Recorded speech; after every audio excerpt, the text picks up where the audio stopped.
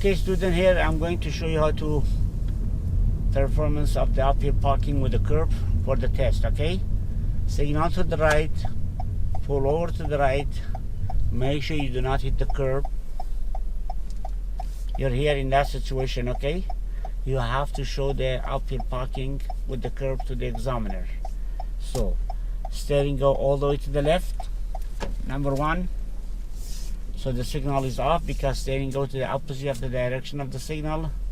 Second, what you do, put the gear to the park, and the last thing you do is apply the emergency brake.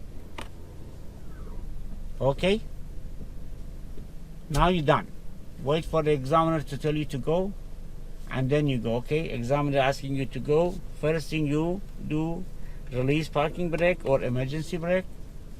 Second, you put the gear to drive, signal to the left side of the driver mirror side, and then left blind spot, and drive slowly, quickly recover steering before you jump to the other side of the road. Okay.